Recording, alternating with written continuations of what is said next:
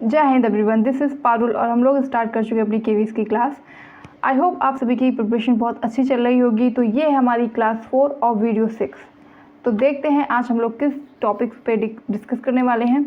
तो today's point है factors affecting physical fitness and wellness, meaning of physical fitness, principle of physical fitness development. ठीक है, one by one करके हम सबको समझेंगे। मीनिंग ऑफ फिजिकल फिटनेस की बात कर लें तो the ability to perform moderate to big. जब भी हम कोई परफॉर्मेंस करते हैं तो हम छोटे से शुरुआत करते हैं, बिगनर्स से। ठीक है, तो छोटे से बड़े की ओर जो भी हम शुरुआत करेंगे उससे डेवलप होगी हमारी फिजिकल फिटनेस। एकदम से ही हम कुछ बड़ा नहीं करने लग जाएंगे।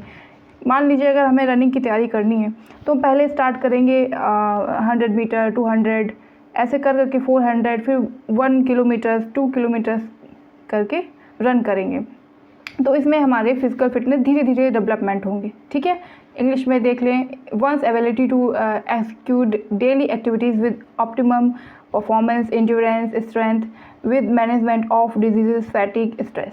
सारे मैनेजमेंट जो भी हैं परफॉर्मेंस के और एंड्योरेंस बढ़ाना, स्ट्रेंथ बढ़ाना, सब चीज़ों पे हम वर्क करेंगे, तब जाके हमारी फिजिकल फिटनेस डेवलपमेंट होगा। ठीक है, factor affecting physical fitness and wellness को देख लें तो इसमें 6 पॉइंट हैं। वन बाय वन करके हम इस पर डिस्कस करेंगे। तो सबसे पहला जो पॉइंट है वो हमारा है एज। एज कैसे अफेक्ट करता है हमारी फिजिकल फिटनेस को और वेलनेस को। ठीक है, तो एज में क्या है, a major factor influencing physical fitness. Stages of development जो हैं वो बहुत इफ़ेक्ट करती हैं, यानी बचपन से और एडल्टहुड सीनियर तक जिस भी हम स्टेज पे होते हैं वो हमको हमारे फिजिकल फिटनेस को डेवलप करती हैं। जैसे कि हमारा ग्रोथ होता है और डेवलपमेंट होता है, उसमें बोन्स मसल धीरे धीरे बढ़ती हैं, वो परफॉर्मेंस उस तरह का देती हैं।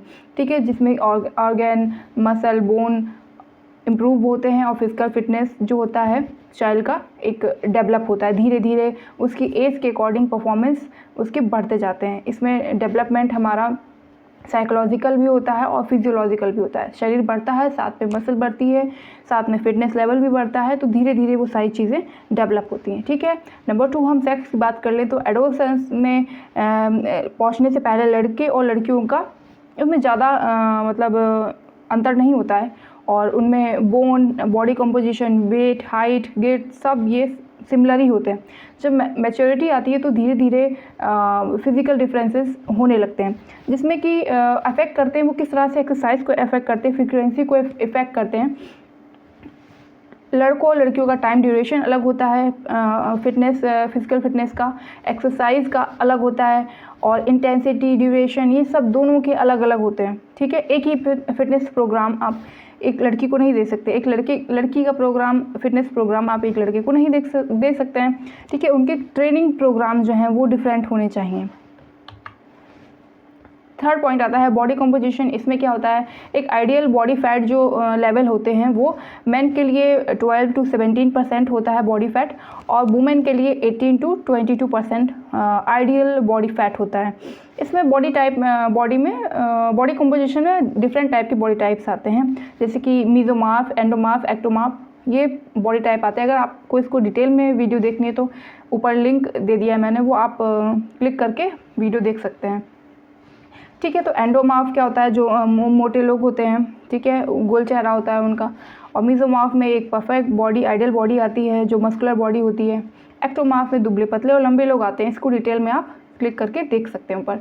और नंबर 4 है डाइट। डाइट कैसे अफेक्ट करती है हमारे फिजिकल फिटनेस को। अगर एक बात समझ लें अच्छे से, अगर जितनी कैलोरी हमें चाहिए उतनी हम कैलोरी ले रहे हैं, टेक कर रहे हैं, जितनी बॉडी की हमारी नीड है, तो हमारा जो बॉडी वेट है वो सेम रहेगा। ठीक है, कांस्टेंट रहेगा। और अगर हम जितनी हमको नीड है कैलोरीज़ की उससे ज़्यादा हम इनटेक कर रहे हैं, अपनी बॉडी में डाल रहे हैं, तो हमारा वेट बढ़ेगा, फैट भी बढ़ेगा। ठीक है, तो दोनों को ही हम लोगों को एक फिजिकल फिटनेस के अकॉर्डिंग दोनों चीज़ों को रिक्वायरमेंट के अकॉर्डिंग करना चाहिए। जितनी हमारी रिक्वायरमेंट है हमारी बॉडी की, कैलोरीज़ की, फैट, प्रोटीन्स की, तो उतना ही अगर हम कैलोरीज़ लेंगे तो हमारा बॉडी वेट मेंटेन रहेगा। ठीक है, वेरियस जो individual to individual diet depend करती है। ऐसा नहीं है कि किसी दूसरे की डाइट किसी दूसरे को दे दे या मेरी जो डाइट मेरे लिए बनाई गई वो किसी और पे चल जाएगी, ऐसा बिल्कुल नहीं है। सबकी बॉडी टाइप, सबका बॉडी फिटनेस लेवल अलग होता है, सबकी फिज़िकल फिटनेस और फिज़िकल ट्रेनिंग अलग होती है, मेथड अलग होते हैं, बॉडी टाइप अलग होता है, तो उसके अकॉर्डिंग उसकी डाइट भी होती है अलग, ठीक है। किसी पर्टिकुलर इंसान की डाइट हमें अलग ही बनानी चाहिए। सेम डाइट हम किसी को भी नहीं दे सकते, ना ही हमें लेनी चाहिए। जैसे हम इंटरनेट पे जाते हैं, देख लेते हैं कि डाइट क्या है, कीटो स्टार्ट कर लेते हैं, तो हर एक पर्टिकुलर डाइट हर एक बॉडी टाइप के अकॉर्डिंग होती है। सबकी बॉडी अलग होती है, सबकी फिटनेस लेवल अलग होती है, तो हमें डाइट भी अपने अकॉर्डिंग करनी चाहिए, ठीक है। एक एथलीट की जो रिक्वायरमेंट है वो बहुत हेल्दी और गुड डाइट प्लान होनी चाहिए। डाइट में एक चीज़ समझनी है, जितनी कैलोरी हमने ली है अगर उससे ज़्यादा लेंगे तो हम अपना बॉडी वेट मेंटेन नहीं कर पाएंगे। जितनी कैलोरी हमें चाहिए, हमारी बॉडी को नीड है, उतनी ही अगर हम कैलोरीज लेते हैं तो हमारा वेट मेंटेन रहेगा, ठीक। इंडिविजुअल टू इंडिविजुअल डाइट जो है परफॉर्म करती है, ठीक है। हमें डाइट सूट करी वो किसी और को नहीं कर सकती है। सबकी डाइट अलग अलग फिटनेस प्रोग्राम में अलग अलग डाइट डिसाइड होती है, ठीक है। तो 5th पॉइंट है diet and physical activity. Diet के अकॉर्डिंग हमारी जो फिजिकल एक्टिविटी वो किस तरह से काम करती है। जब हम 35 कैलोरीज बर्न करेंगे तो हमारा 1 kg फैट लूज़ होगा। तो उसके अकॉर्डिंग एक नीचे चार्ट दिया गया है कि हम साइकिलिंग करते हैं, जॉगिंग करते हैं और रनिंग करते हैं, क्रॉस कंट्री या चलते हैं, तो कितनी जैसे कि चलना है तो अगर 2 मील प्रति घंटा अगर हम चलते हैं तो हमारी 240 कैलोरी बर्न होती है। इसी तरह अगर हम साइकिलिंग करते हैं 6 मील प्रति घंटा तो हमारी कितनी कैलोरीज बर्न होती है, 240 कैलोरीज बर्न होती हैं। इसी के अकॉर्डिंग सारे लिस्ट लिखा हुआ है, आप आगे पढ़ सकते हैं। 6 पॉइंट है क्लाइमेट, यानी कि मौसम किस तरह से हमारी फिजिकल फिटनेस को अफेक्ट करता है, चाहे वो जाड़ा हो, गर्मी हो या बरसात हो या दूसरे और भी ह्यूमिड हो, ठीक है। तो ये किस तरह से हमारी फिटनेस लेवल को अफेक्ट करते हैं। जब व्हेन इट इज़ हॉट और ह्यूमिड, जब गर्मियाँ होती है तो हमें किस तरह से वर्क करना चाहिए, किस तरह से लिखा हुआ है try to do early morning और लेट इवनिंग। हमें बहुत सुबह वर्कआउट कर लेना चाहिए या शाम को जब मौसम ठंडा हो तब करें। बहुत ज़्यादा गर्मी में ये नहीं कि दोपहर में बहुत ज़्यादा कड़क धूप है, 12 बजे आप वर्कआउट करने जा रहे हैं, रनिंग करने जा रहे हैं, वो हमारे हेल्थ के लिए हेल्दी नहीं है। स्टे हाइड्रेटेड, हमें पानी पीना है, जूस पीना है, ठीक है। अपनी बॉडी को 4 to 5 लीटर 4 लीटर मैक्सिमम हमें पानी पीना है डेली। और हमें हल्के कपड़े पहनने हैं, ठीक है, फिटिंग क्लॉथ नहीं पहनने हैं। Stop at the first sign of muscle cramping और डिजीनेस, अगर हमें चक्कर से आए या क्रैम्प लगे मसल में तो हमें तुरंत ही अपना वर्कआउट रोक देना चाहिए। व्हेन इट इज़ कोल्ड, तो उसमें क्या करना है, हमको सबसे पहले वार्म अप करना है स्लोली, धीमे धीमे। एकदम से हमें, अगर हम रनिंग करने आए हैं, ग्राउंड पे आए हैं, तो हम सीधे ग्राउंड के चक्कर नहीं लगाने लगेंगे। हमें पहले धीरे धीरे वार्म अप करना चाहिए, स्लोली अपनी बॉडी को थोड़ा नॉर्मल टेम्परेचर हीट में लाना चाहिए, जिसमें थोड़ी हार्ट रेट बढ़े, ठीक है। अच्छे से पूरी बॉडी का वार्म अप हमें करना चाहिए, स्ट्रेचिंग करनी चाहिए, उसके बाद हमें अपना वर्कआउट या रनिंग स्टार्ट करनी चाहिए। हमें ड्रिंक प्लेंटी ऑफ फ्लूड्स, गर्म पानी या और तरल पदार्थ भी पीने चाहिए, क्योंकि गर्मियों में तो हमारी डिहाइड्रेशन होता है बॉडी में, पर सर्दियों में भी हमारा डिहाइड्रेशन होता है, तो हमें पानी बराबर ही पीते रहना चाहिए, ठीक है। अगर आपको शिवरिंग हो या ड्रॉजीनेस हो तो आप अपना वर्कआउट तुरंत स्टॉप करें, ठीक है। आगे बढ़ते हैं principle of physical fitness development. तो पहला है स्पेसिफिसिटी, ठीक है। तो इसमें क्या है, the way body respond to physical activity is very specific to the activity itself. अगर हम किसी गोला फेंक के प्लेयर को कोई भी ट्रेनिंग दे रहे हैं तो उसके हम स्पेसिफिक क्या है, उसका स्पेसिफिक है गोला फेंक, उसमें कौन सा उसका बॉडी पार्ट यूज़ होगा, हैंड, ठीक है, शोल्डर, तो उसकी उस पर्टिकुलर मसल पे हम वर्क करेंगे। ऐसा नहीं कि बाकी बॉडी छोड़ देंगे, पर मेन प्राइमरी जो होगी उसकी मसल हम उसकी शोल्डर्स होगी, ठीक है। ऐसे ही अगर जैवलिन थ्रो की बात करें तो उसमें कौन सी मसल 2 यूज़ होती हैं, पेक्टोरलिस मेजर मसल जो कि चेस्ट की होती है और डेल्टोइड्स। ये 2 मसल पे हमें मेनली फोकस वर्क करना है, क्योंकि सारी पावर से वो जैवलिन को थ्रो करेगा। बाकी की भी ऐसा नहीं कि लोअर बॉडी को छोड़ देंगे, उस पर भी हम वर्क करेंगे, पर सबसे पहले हमारा स्पेसिफिक जो पार्ट रहेगा वो रहेगा अपर पार्ट, जो भी उसका स्पेसिफिक गेम है। यानी कि मान लीजिए फुटबॉल है तो उसके लेग वर्क पे हम ज़्यादा वर्क करेंगे, ठीक है। अगर जैवलिन थ्रो है तो उसके अपर आर्म्स पे ज़्यादा फोकस करेंगे। ठीक है, प्रोग्रेशन में क्या होता है, ईजी टू डिफ़िकल्ट। कोई भी अगर हम ट्रेनिंग देंगे तो उसको पहले स्टेप बाय स्टेप कराएंगे। जैसे कि अगर हम रनिंग करा रहे हैं किसी इंसान को, उसने आज तक रनिंग नहीं की है, तो पहले उसको हम 100 मीटर 200 मीटर धीरे धीरे बढ़ाएंगे और ईजी से डिफ़िकल्ट की ओर ले जाएंगे, प्रोग्रेसिव तरीके से। ठीक है, ओवरलोड और एडाप्टेशन रिकवरी 1 बाय 1 करके देखते हैं। पहले हम देख लेते हैं ओवरलोड। ओवरलोड में भी देख लेते हैं कि लोड या अधिभार भार किसे कहते हैं। इंक्रीज लोड डिमांड, जब हम लोड बढ़ाएंगे, लोड की डिमांड इंक्रीज करेंगे तो हमारा पर्टिकुलर मसल पे लोड आएगा। ठीक है, कंपटीशन के टाइम पे लोड को कम रखा जाता है और इंटेंसिटी को बढ़ा दिया जाता है। ट्रेनिंग लोड हमेशा इम्प्रूवमेंट के लिए ही नहीं दिया जाता, बल्कि मेंटेनेंस के लिए और स्टेबलाइजेशन के लिए भी, कि उसी पोजीशन में उसी स्थिति में बनी रहे बॉडी। ठीक है, आगे हम समझते हैं ओवरलोड या अधिभार किसे कहते हैं। Exercise at level that's greater than that you are normally do, जितना भी आप डेली करते हैं उससे ज़्यादा हर रोज़ आपको ज़्यादा करना होगा। जैसे कि एक दिन आपने 5 kg के डंबल से बाइसेप लगाया, दूसरे दिन आप उसको इंक्रीज़ करेंगे, उस पर ओवरलोड देंगे, तब आपकी जो परफॉर्मेंस है वो काम आएगी। ठीक है, इंक्रीज डिमांड जितनी बढ़ेगी उतना ही लोड अगर दिया जाता है तो इम्प्रूवमेंट नहीं होगा। मान लीजिए डेली आप 5 kg से ही डंबल लगा रहे हैं तो आपकी मसल में कोई भी इम्प्रूवमेंट नहीं होगा। ठीक है, इंक्रीजमेंट डिमांड उसकी बढ़ानी होगी, लोड उसको जितना ज़रूरत है उससे ज़्यादा ही लोड देना पड़ेगा, तब जाके इम्प्रूवमेंट होगा, वरना कोई भी मसल में इम्प्रूवमेंट नहीं होगा। ओवरलोड क्या होता है, depend upon the individual differences and nature of activity. किस तरह की आप एक्टिविटी कर रहे हैं, क्या आपका डिमांड है, क्या आपकी गोल है, उसके अकॉर्डिंग ही ओवरलोड डिपेंड करता है। ठीक है, और पर्सन टू पर्सन भी डिपेंड करता है। ओवरलोड के जो प्रिंसिपल हैं उसको हमने फिट में डिवाइड किया है, FITT।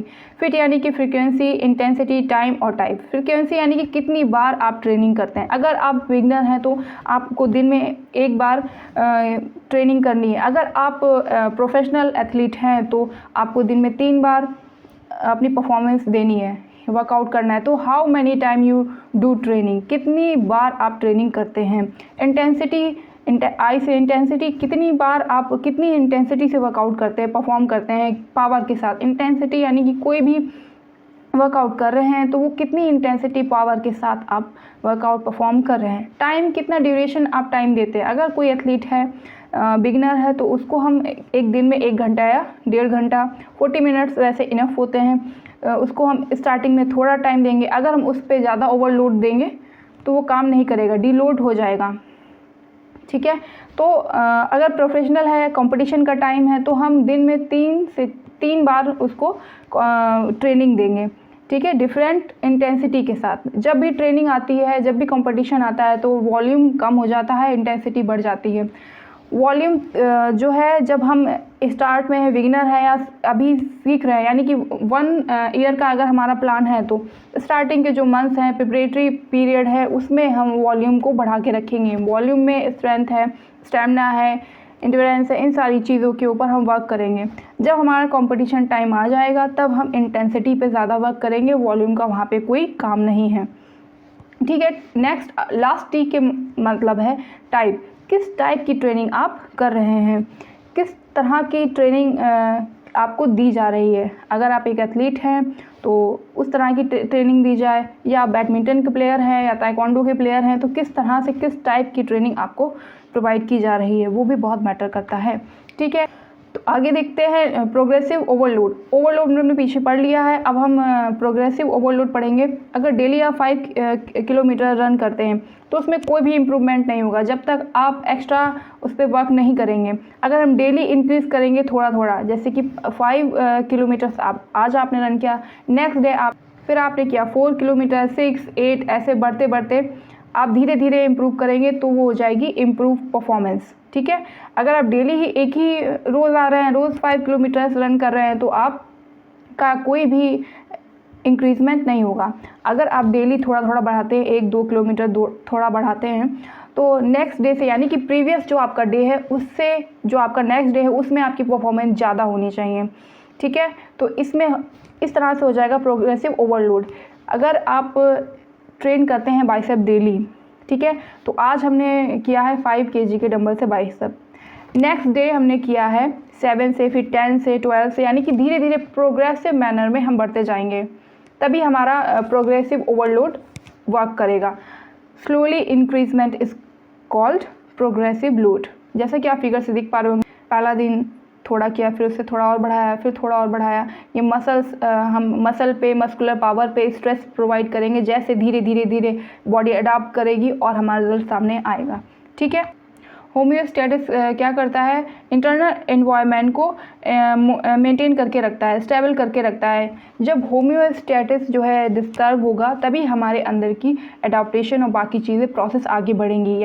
होम्योस्टेटिस हाइपोथैलेमस द्वारा कंट्रोल किया जाता है। ये क्वेश्चन पूछा जा सकता है, तो आप अच्छे से इसको याद करें। ओवरलोड इतना प्रोड्यूस होना चाहिए हमारी बॉडी में कि फैटिक प्रोड्यूस हो, ठीक है, जिससे होम्योस्टेटिस जो है डिस्टर्ब हो, जिससे हमारी पूरी प्रोसेस होम्योस्टेटिस के डिस्टर्ब होने से ही स्टार्ट होती है, ठीक है। फैटिक कैसे प्रोड्यूस होगा, जब हमारी बॉडी में लैक्टिक एसिड जो है वो प्रोड्यूस होगा।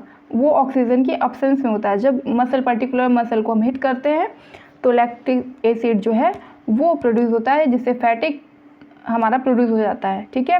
लोड की वजह से होम्योस्टेटिस जो है वो डिस्टर्ब होता है। इंटरनल एनवायरनमेंट डिस्टर्ब होते हैं, जैसे कि हार्ट रेट बढ़ जाना, ब्लड प्रेशर बढ़ जाना।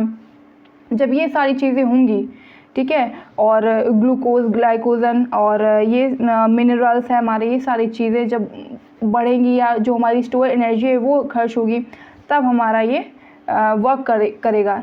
तो ये परमानेंट नहीं होता है।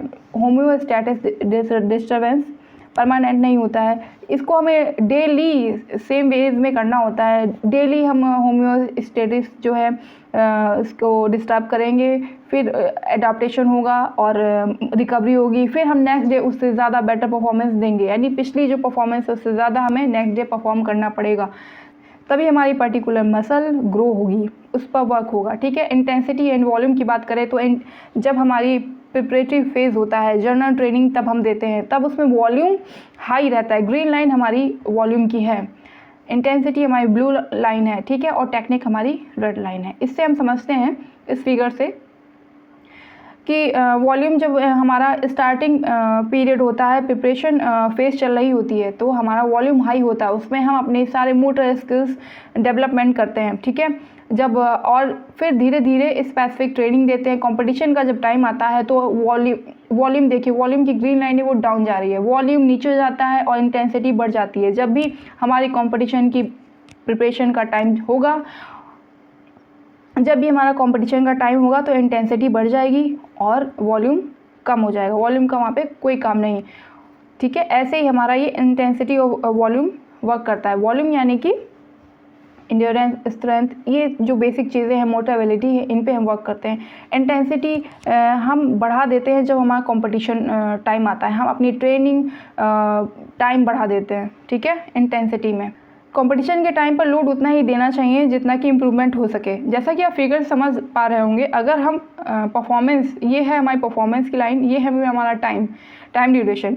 तो डी ट्रेनिंग कब होती है, जब हमने वर्कआउट तो किया है पर हमने रेस्ट बहुत ज़्यादा ले लिया है। तो जब हम रेस्ट ले लेंगे तो वो डी ट्रेनिंग, हमारी ट्रेनिंग डाउन होती जाएगी। आप पैराग्राफ से देख सकते हैं, ठीक है। अगर हमने ट्रेनिंग ली है, हमने वर्कआउट किया है और हमने इनफ जितना उस पर्टिकुलर मसल को या बॉडी को रेस्ट चाहिए, उससे कम हमने अगर रेस्ट लिया है तो ओवर ट्रेनिंग हो जाएगी और वो एडाप्टेशन की प्रोसेस पूरी नहीं हो पाएगी, वो अडॉप्ट नहीं कर पाएगा, ठीक है, हमारी बॉडी। तो आई होप आप फिगर समझ पा रहे होंगे। अब हम आते हैं एडाप्टेशन पे। प्रॉपर एडाप्टेशन कहते हैं कि लोड की वजह से होम्योस्टेटिस डिस्टर्बेंस होता है और ये परमानेंट नहीं होता है, हमें ये डेली ही देना होता है, ठीक है।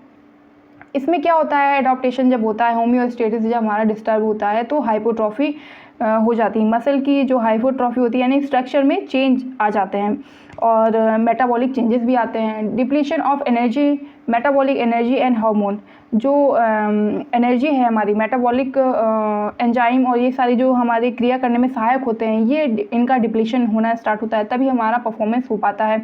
Wear and tear of muscle protein, हमारी जो मसल प्रोटीन है वो टूटती हैं, बनती हैं, और bones, tendon, ligament, nerve tissue, ये सारी चीज़ें जो हैं टूटती हैं। फिर उन पर वर्क होता है। ठीक है, एग्जाम्पल ले लें, अगर हम डेली 4 किलोमीटर रन करते हैं तो उसके बाद बॉडी कैसे अडॉप्ट करेगी। अगर हम रोज़ 4 किलोमीटर दौड़ रहे हैं तो कोई डेवलपमेंट नहीं होगा। अगर हमने आज 4 किलोमीटर रन किया है, नेक्स्ट डे हम 2 और बढ़ाएं, फिर 4 और बढ़ाएं, इस तरह से अगर हम बढ़ाएंगे तो फिर बॉडी क्या होगी, अडॉप्ट कर लेगी।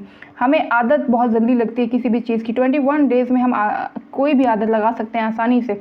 तो हमें अपनी बॉडी को अडॉप्ट कराना है कि एक दिन जो परफॉर्मेंस है उससे बेटर दूसरा दिन हमारा अच्छा होना चाहिए परफॉर्मेंस में। ठीक है, तो इस तरह से बॉडी अडॉप्ट करेगी। ड्यू टू लोड एनर्जी जो है हमारी रिड्यूस होती है। कैसे, एटीपी जो है, मिनरल्स हैं, ग्लूकोज, ग्लाइकोजन, ये सब चीज़ें टूटती हैं और डिक्रीज़ होती हैं। अडॉप्टेशन साइकोलॉजिकली भी होता है और फिजिकली भी, दोनों ही होता है, जिसमें मसल हाइपरट्रॉफी होती है, तभी हम अडॉप्टेशन की प्रोसेस को पूरा कर पाएंगे।